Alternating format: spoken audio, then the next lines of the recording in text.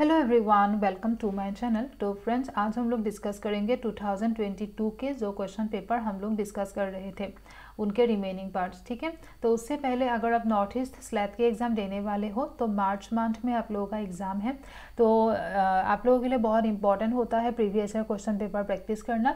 तो ये जो बुक है ये है पेपर 1 से रिलेटेड। यहाँ पे आपको मिलेगा 2017 से लेके 2022 तक previous year question paper north east slate के विद ऑफिशियल आंसर के एंड हिंट्स। ठीक है, ये पेपर सबके लिए कॉमन है, हर एक स्ट्रीम के लिए कॉमन है। और ये है सेकेंड पेपर एडुकेशन। यहाँ पे आपको मिलेगा 2017 से लेके 2022 तक नॉर्थ ईस्ट स्लैट के एडुकेशन के question papers with official answer की एंड हिंट्स। ये दोनों बुक अमेजोन पे अवेलेबल है, तो आप लोग ले सकते हो। ठीक है, क्योंकि स्लैट के जो क्वेश्चन पेपर है ना वो कहीं पे भी अवेलेबल नहीं है, वेबसाइट पे भी नहीं मिलेगा, कहीं पे भी नहीं मिलेगा। तो मैंने किसी भी तरीके से कलेक्ट किया और इसी तरीके से बुक के फॉर्म में आप लोगों को दिया है। ओके, और अगर आप नेट एग्ज़ाम भी देने वाले हो या फिर अदर स्टेट के सेट एग्ज़ाम देने वाले हो तब भी आप ये स्पेशली एजुकेशन वाला बुक ले सकते हो, क्योंकि नेट एंड सेट का एग्जाम सिलेबस सेम ही है। ठीक है, तो यहाँ पे जितने भी क्वेश्चंस है उनको आप एमसीक्यू के तरह प्रैक्टिस कर सकते हो। ठीक है, बहुत फ़ायदा होगा आपका।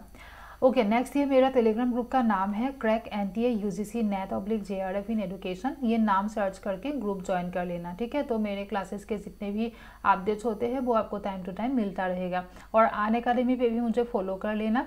फॉलो करने के लिए या क्लास देखने के लिए कोई कोड अगर आपको चाहिए तो आप डाल देना अनुकंपा। ठीक है, सब्सक्रिप्शन के लिए भी अगर आप सब्सक्रिप्शन लेना चाहते हो तब भी ये कोड आपका ये कोड डालने से आपको 10% डिस्काउंट भी मिल जाएगा। ठीक है, ओके, फिर स्टार्ट करते हैं आज के वीडियो। आज है पार्ट 9। ऑलरेडी हम लोगों ने 80 क्वेश्चंस डिस्कस कर लिया, रिमेनिंग क्वेश्चंस अभी डिस्कस करेंगे। चलो फिर स्टार्ट करते हैं। ये है फर्स्ट क्वेश्चन। एक्चुअली ये क्वेश्चन पेपर 1 में होना चाहिए था, लेकिन पेपर 2 में दिया कि विच of the following sustainable development goals ensures. क्यों दिया? क्योंकि सेकेंड पेपर में इंक्लूसिव एजुकेशन है ना, तो इसीलिए थोड़ा रिलेटेड हो गया, तो इसीलिए दे दिया कि कौन सा सस्टेनेबल डेवलपमेंट गोल। अच्छा, आप लोग मुझे पहले ये कमेंट करो कि सस्टेनेबल डेवलपमेंट गोल में टोटल कितने गोल्स हैं वो बताओ। कौन से ईयर में आया था सस्टेनेबल डेवलपमेंट गोल वो बताओ, अभी कमेंट सेक्शन में कमेंट करो। और यहाँ पे पूछा गया उनमें से कौन सा goal inclusive education and quality education के साथ रिलेटेड है। तो फिर वो क्या होगा? यस, वो है गोल नंबर 4। ठीक है, और बाकी गोल किससे रिलेटेड है? गोल नंबर 3 किससे रिलेटेड है? गोल नंबर 5 किससे रिलेटेड है? गोल नंबर 6 किससे रिलेटेड है? तो गोल 3 किससे रिलेटेड है? गोल 3 रिलेटेड है healthy life and promote well being for all at all ages. ठीक है, मतलब ये healthy life and well being के साथ रिलेटेड है। और एज 4 तो आपको पता चल ही गया, इंक्लूसिव एजुकेशन और क्वालिटी एजुकेशन। बाकी 5 सस्टेनेबल डेवलपमेंट गोल 5 किससे रिलेटेड है? ये है जेंडर इक्वलिटी के साथ रिलेटेड। ठीक है, और 6 किसके साथ रिलेटेड है? यस, 6 है क्लीन वाटर एंड सैनिटाइजेशन के साथ रिलेटेड, सैनिटेशन के साथ रिलेटेड। ठीक है, clean water and sanitation. Okay, चलो फिर नेक्स्ट क्वेश्चन देखते हैं। ये मैच करने के लिए दिया है, बहुत इजी क्वेश्चन है। ये भी मेमोरी बेस्ड क्वेश्चन ही है। तो साइको एनालिटिक थ्योरी किसने दिया? फील्ड थ्योरी किसने दिया? Sign theory of learning and trait theory किसने दिया? तो साइको एनालिटिक थ्योरी दिया है फ्रॉइड ने। ए के साथ 4, ए के साथ 4 वाला 2 ऑप्शन है। ठीक है, दोनों में बी के साथ 3 ही है, तो बी नहीं देखने से भी हो जाएगा। सी के साथ देख लो, सी के साथ 1 होगा या 2 होगा, तो सी है sign theory of learning. Sign theory कौन है? टॉलमैन है। टॉलमैन का जो थ्योरी है उनका और एक नाम, कल ही हम लोगों ने टॉलमैन के वीडियो मैंने दिया था आप लोगों को रिवीजन वीडियो, वो एक बार देख लेना, डिस्क्रिप्शन बॉक्स में भी लिंक है। तो उसमें बोला था कि टॉलमैन के जो थ्योरी है उनका और एक नाम है साइन थ्योरी ऑफ लर्निंग या sign gestalt learning theory, latent learning theory, बहुत सारे नाम है टॉलमैन के थ्योरी के। ठीक है, और ट्रेट थ्योरी क्या है? ट्रेट थ्योरी होगा एल्पोर्ट का। तो option number 1 is the correct option. Next question देखते हैं। Which of the following is और are examples of alternative assessment. Okay, alternative assessment क्या होता है? तो ऑल्टरनेटिव असेसमेंट मॉडर्न असेसमेंट कह सकते हो। जो ट्रेडिशनल असेसमेंट था ट्रेडिशनल असेसमेंट क्या है? ट्रेडिशनल असेसमेंट है कि जैसे कि पुराने ट्रेडिशनल सिस्टम कैसा था, teacher based, teacher centric education था, है ना। तो उस टाइम ट्रेडिशनल असेसमेंट किस तरीके से किया जाता है, जैसे एग्ज़ाम लेके, है ना, टेस्ट लेते हैं, वो है ट्रेडिशनल असेसमेंट। और अभी मॉडर्न असेसमेंट क्या है? मॉडर्न असेसमेंट हम बच्चों को बहुत सारे तरीके से असेस कर सकते हैं। तो इनमें से किसको एलिमिनेट करना है देख लो। अभी alternative assessment is opposite of traditional assessment, ठीक है। और ट्रेडिशनल असेसमेंट सिर्फ एग्जाम के बेसिस पे जो असेस किया जाता है वो है ट्रेडिशनल असेसमेंट। तो फिर हम सी को एलिमिनेट करेंगे, इसको हटाओ, सी को हटा दो, सी को हटा दो, और बाकी ए एंड बी दोनों होगा। क्यों? क्योंकि पोर्टफोलियो असेसमेंट भी अभी मॉडर्न असेसमेंट है। और रिस्पॉन्स जर्नल, मतलब रिस्पॉन्स जर्नल जैसे रिफ्लेक्टिव जर्नल होता है ना, कि हम लोगों ने रिफ्लेक्टिव जर्नल टीचर भी यूज़ कर सकते हैं, स्टूडेंट भी यूज़ कर सकते हैं खुद को एसेस करने के लिए। तो जैसे कि मानो कि आप टीचर हो, तो फिर आपने जब क्लास ले लिया, क्लास लेने के बाद आप खुद के रिफ्लेक्शन देख सकते हो कि मेरा ऑब्जेक्टिव्स क्या क्या था, और उनमें से कौन कौन सा ऑब्जेक्टिव्स फुलफिल हो पाया, बच्चों ने क्या क्या कौन कौन सा आंसर करेक्ट था उन लोगों का, एंड कौन कौन सा आंसर वो लोग नहीं कर पाए, कौन कौन सा कंसेप्ट उन लोगों का क्लियर नहीं हुआ था, क्यों नहीं हुआ था, ये सब कुछ मतलब हम रिफ्लेक्टिव जर्नल में देखते हैं, ठीक है। खुद को एसेस कर सकते हैं इसी तरीके से। पोर्टफोलियो असेसमेंट भी हम क्या कर सकते हैं, जैसे कि बच्चों के पोर्टफोलियो में क्या होगा, बच्चों के अचीवमेंट्स वहाँ पे लिखा जाता है, ठीक है, पॉजिटिव पॉइंट्स लिखा जाता है। तो उसके ज़रिए हम क्या कर सकते हैं, उनको एसेस कर सकते हैं कि उनके अचीवमेंट क्या क्या है, वो देख के एसेस कर सकते हैं। तो ये सब कुछ मॉडर्न असेसमेंट है। ओके, नेक्स्ट हम देखते हैं डेविस हैज़ कैरेक्टराइज्ड। ओके, आपके यूनिट 1 में 1 के शायद सी पोर्शन में था, हाँ सी पोर्शन में ही है। फैमिली बोल के एक छोटा सा टॉपिक है ना, तो उसमें से ये क्वेश्चन दिया गया। इसमें पूछा गया कि डेविस, देखो बहुत सारे लोगों ने फैमिली के सोशल फंक्शन के बारे में बोला है, फैमिली के फंक्शंस, ठीक है, फंक्शंस ऑफ फैमिली क्या क्या होना चाहिए या फिर क्या क्या है। तो बहुत सारे लोगों ने डिफरेंट तरीके से बोला है, उनमें से डेविस भी एक है। तो डेविस ने क्या बोला है, डेविस ने बोला है, वैसे भी आपको देखो, वैसे भी अगर आपको नहीं भी पता है ना, ऑप्शन देख के ही आपको क्लियर पता चल जाएगा, क्योंकि नेगेटिव ऑप्शन तो आपने देख लिया और बाकी सब कुछ देखो। सोशल फंक्शन ऑफ फैमिली के फंक्शन क्या क्या होना चाहिए, reproduction, maintenance, placement, socialisation of young ones, ये सब कुछ होगा, ठीक है।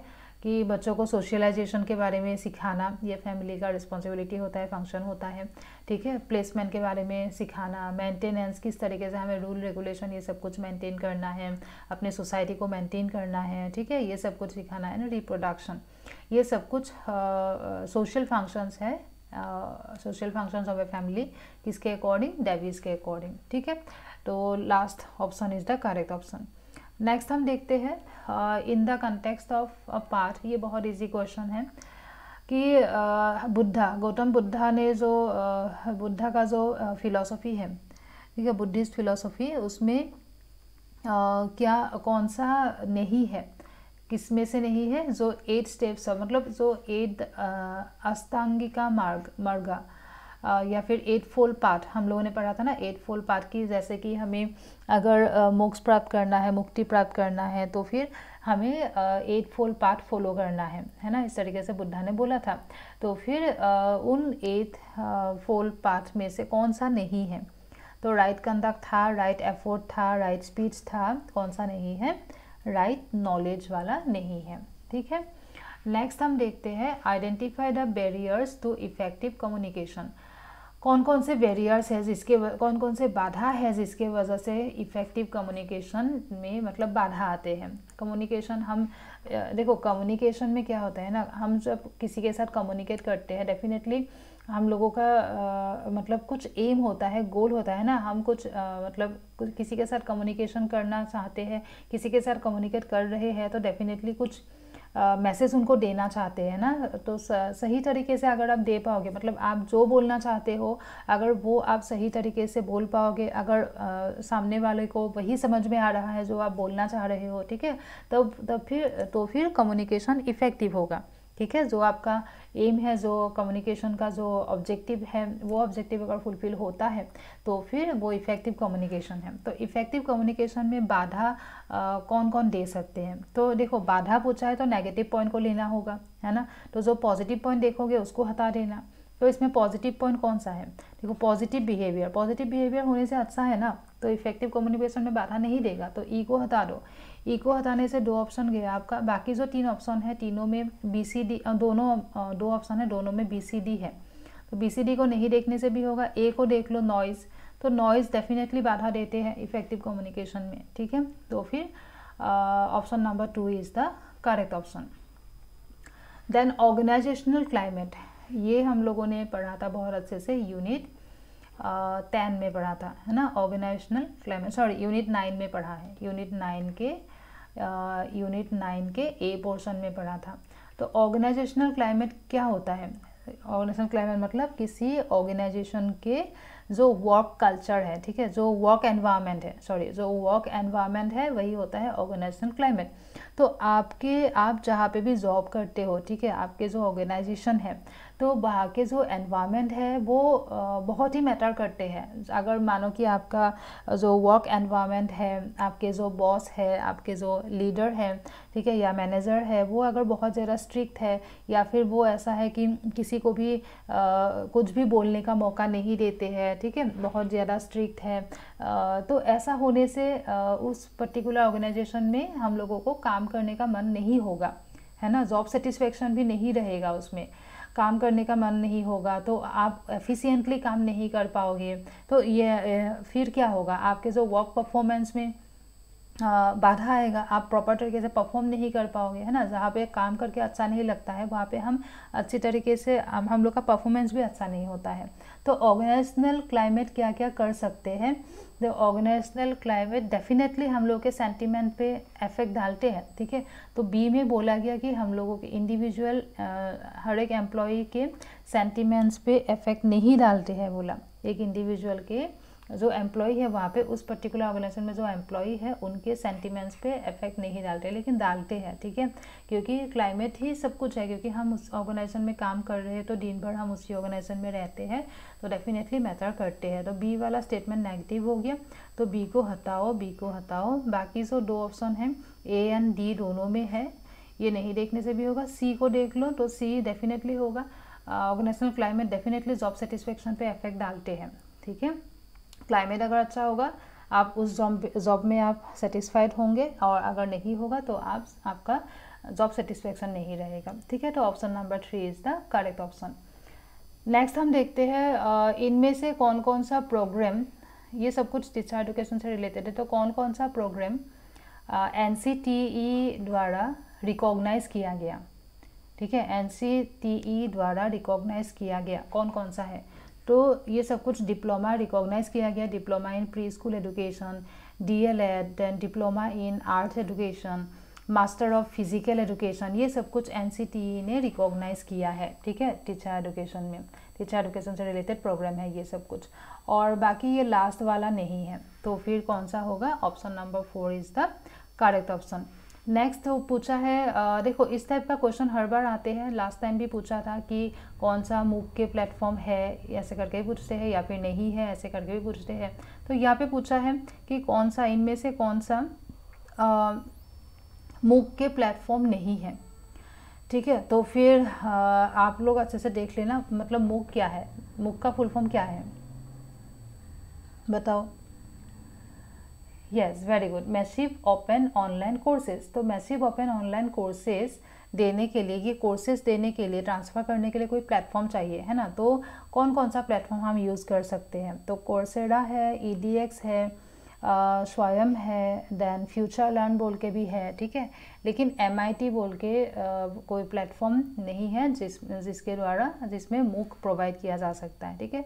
तो D is the correct answer. Next हम देखते हैं एजुकेशनल गाइडेंस। ये मैचिंग टाइप का क्वेश्चन है, इजी है। Educational guidance, vocational guidance, personal guidance and counselling. तो आप लोग पढ़ लो, पढ़ के देखो कौन सा होगा। तो यहाँ पे दिया है, फर्स्ट स्टेटमेंट दिया है, इट असिस्ट स्टूडेंट्स ये स्टूडेंट को हेल्प करते हैं, किस में हेल्प करते हैं, अपने करियर के बारे में डिटेल स्टडी में हेल्प करेंगे। तो करियर के बारे में हेल्प करते हैं कि उन लोगों का इंटेंशन, मतलब किस टाइप का करियर आगे जाके उनको लेना है, ठीक है, और इसके बारे में। तो इससे रिलेटेड कौन सा होगा, कौन से गाइडेंस में ये सब कुछ करियर से रिलेटेड है, तो वो है yes, very good, vocational guidance है ना, बी के साथ 1। तो बी के साथ 1 वाला एक ही ऑप्शन है, तो आपका आंसर आ जाते हैं। बाकी भी आप लोग देख लो एजुकेशनल गाइडेंस क्या होगा। एजुकेशनल गाइडेंस में एजुकेशन से रिलेटेड गाइडेंस दिया जाता है, ठीक है। एजुकेशन से रिलेटेड मतलब कुछ भी हो सकता है, जैसे करिकुलर, को करिकुलर एक्टिविटीज से रिलेटेड कुछ भी, ठीक है, तो वो होगा आपका एजुकेशनल गाइडेंस। और पर्सनल गाइडेंस क्या होता है? पर्सनल गाइडेंस क्या है? पर्सनल गाइडेंस होता है जैसे कि एक स्टूडेंट के जो ओवरऑल डेवलपमेंट में जो हेल्प करेगा वो पर्सनल गाइडेंस होता है, ठीक है। तो फिर जैसे आपने एक स्टूडेंट के हेल्थ रिलेटेड गाइडेंस दिया, मॉरल आइडियाज़ में गाइडेंस दिया, इंटरपर्सनल रिलेशनशिप से रिलेटेड गाइडेंस दिया, तो ये सब कुछ पर्सनल गाइडेंस में आ जाएगा, ठीक है। देन काउंसलिंग क्या होता है? काउंसलिंग होता है face to face relationship for the purpose of helping the counselling को हेल्प करने के लिए फेस टू फेस जो काउंसलिंग दिया, फेस टू फेस काउंसलिंग दिया जाता है ना, फेस टू फेस जो दिया जाता है वही काउंसलिंग है। ओके, फिर होप कि आप लोगों को समझ में आ गया होगा। जो भी डाउट है कमेंट सेक्शन में कमेंट कर दो आप लोग, ठीक है। और एक लास्ट वीडियो होगा कल, उसमें हम 2022 के क्वेश्चन ख़त्म कर देंगे। अभी देखो हम लोगों ने टोटल 9 वीडियोस हम लोगों ने डिस्कस कर लिए। 9 वीडियोस ऑलरेडी हो चुका है, एक वीडियो में 10 क्वेश्चन है, तो टोटल 90 क्वेश्चन हो गया। और इस बार जो क्वेश्चन पेपर था एजुकेशन के क्वेश्चन पेपर में 2 ड्रॉप क्वेश्चन थे। ड्रॉप क्वेश्चन का मीनिंग है जो क्वेश्चन थे उनके सही आंसर नहीं था, ठीक है, तो वो दोनों क्वेश्चन का मार्क्स सबको मिल गया था। तो फिर इन दोनों को हटा के बाकी आपका और 8 क्वेश्चन रहता है। 8 क्वेश्चन में से 5 है आपका आरसी से रिलेटेड, पैसेज है 5 क्वेश्चन, और बाकी 3 क्वेश्चन एजुकेशन का है। तो ये जो रिमेनिंग क्वेश्चन है ये हम कल वीडियो में डिस्कस करेंगे, ठीक है। तो वीडियो को लाइक कर देना, शेयर करना अपने फ्रेंड लोगों के साथ, सब्सक्राइब करके रख देना चैनल को। मिलते हैं हम लोग बहुत जल्द अपने नेक्स्ट वीडियो में। Thank you everyone.